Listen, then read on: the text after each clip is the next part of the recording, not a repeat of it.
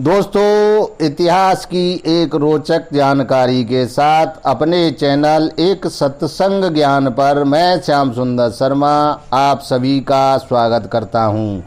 आज की कहानी का हमारा विषय है कि रावण जैसा योद्धा भी कर देता था। वह कौन था जिनके नाम से रावण भयभीत होकर लंका छोड़कर भगवान शिव की शरण में कैलाश भाग जाता था। साथियों, हम सभी जानते हैं कि भगवान शिव से वरदान पाकर रावण ने त्रिलोक पर विजय पाली थी। इस कारण उसे बहुत बड़ा अभिमान हो गया। रावण के समय में मिथिलापुरी में राजा जनक से कई पीढ़ी पहले उन्हीं के वंश में एक धर्मात्मा, शीलवान, प्रजापालक, नीतिवान राजा थे जिनका नाम चक्रवेणु था। वह भगवान विष्णु के परम भक्त थे। श्री हरि विष्णु का चक्र राजा चक्रवेणु की सेवा में सदैव तत्पर रहता था। राजा चक्रवेणु और उनकी रानी मदालसा स्वयं हल चलाकर खेतों से अनाज पैदा करते थे। प्रजा राजा को बहुत प्रेम करती थी। राजा के राज्य में प्रजा आत्मसंतोषी, आत्मनिर्भर थी। राज्य में चारों तरफ शांति थी। एक समय रानी मदालसा राज्य के एक समारोह में भाग लेने पहुंची। वहां रानी ने अन्य महिलाओं को अच्छे कपड़े, सोने, चांदी आदि के आभूषणों को पहने देखा तो रानी के मन में आभूषण पहनने की जिज्ञासा उत्पन्न हुई। दुखी मन से रानी राजा चक्रवेणु के पास पहुंची और रोने लगी। राजा चक्रवेणु ने रानी से रोने का कारण पूछा। तब रानी बोली, समारोह में मैंने सामंतों, मंत्रियों की पत्नियों को सुंदर वस्त्र और सोने, हीरे के आभूषण पहने देखा। मैंने अपने जीवन काल में आपके साथ कभी पेट भरकर खाना नहीं खाया। दयनीय और बहुत गरीबी का जीवन जिया है। हम दोनों कैसे राजा और रानी हैं। तब नीतिज्ञ राजा चक्रवेणु ने रानी को समझाया कि मैं और तुम राजा और रानी तो केवल नाम के हैं। असल में हम दोनों तो प्रजा के सेवक हैं। हम दोनों खेतों में हल चलाकर जो अनाज पैदा करते हैं उसे पेट भरने और दान करने में खर्च कर देते हैं। अब आभूषण और वस्त्र कहाँ से खरीद सकते हैं। लेकिन आज रानी अपनी जिद पर अड़ गई। उसे हर कीमत पर आभूषण लेने हैं।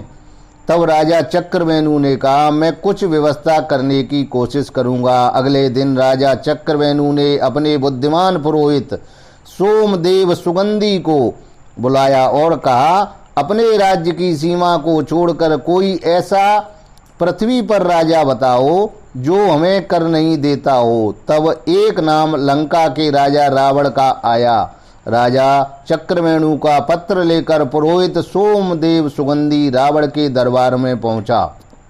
भरी सभा में उसने रावण को पत्र सुनाया और अपने राजा के लिए कर मांगा। कर लेने की बात सुनकर रावण जोर जोर से हंसने लगा।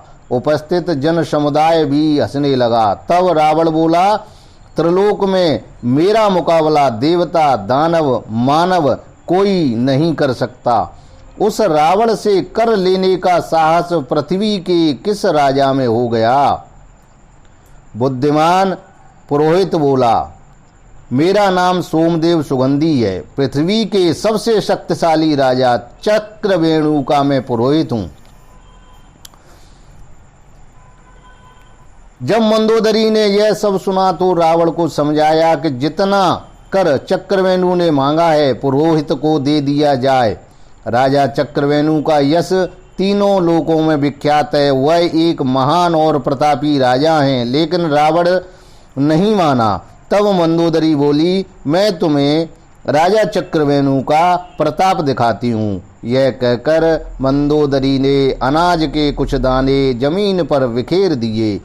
दानों को चुनने के लिए पक्षी आने लगे। तब मंदोदरी बोली, पक्षियों मेरी बात ध्यान से सुनो। तुम्हें राजा रावण की सौगंध है, दाना मत चुनो। लेकिन पक्षी दाना चुनते रहे। तब फिर से मंदोदरी बोली, पक्षियों, तुमको राजा चक्रवेणु की सौगंध है, दाना मत चुनना। सभी पक्षी रुक गए, दाना छोड़ दिया और उड़ गए। एक कबूतरी जो सुन नहीं सकती थी दाना चुनने लगी। तभी चक्र चला और सबके देखते देखते उसका सिर कट गया। यह आश्चर्य देखकर प्रजा में सन्नाटा छा गया, लेकिन रावण कुछ भी सुनने को तैयार नहीं था। तब राजा चक्रवेणु के बुद्धिमान पुरोहित सोमदेव सुगंधी बोला, राजा रावण, हमारे राजा चक्रवेणु को अपनी और प्रजा की भलाई के लिए कर दे दो, नहीं तो लंका बालू के ढेर की तरह ढह जाएगी। यह कहकर सोमदेव सुगंधी सागर के तट पर गया और बालू से लंका का नक्शा बनाया और राजा चक्रवेणु का नाम लेकर बालू से बना एक खम्मा तोड़ दिया। तभी लंका में मुख्य दरवाजा भी टूट गिर पड़ा। दूसरा बालू का खम्मा जैसे ही सोमदेव सुगंधी तोड़ने लगा, रावण भयभीत होकर कांपने लगा। तभी मंदोदरी ने आगे बढ़कर सोमदेव सुगंधी को रोका और सम्मान और आदर के साथ उसे लंका ले जाकर प्रसन्न किया, साथ ही कर भी दिया। रावण ने राजा चक्रवेणु को मित्रता के लिए पत्र भी लिखा। दोस्तों, आपको इस कहानी से क्या शिक्षा मिली? चैनल को लाइक और सब्सक्राइब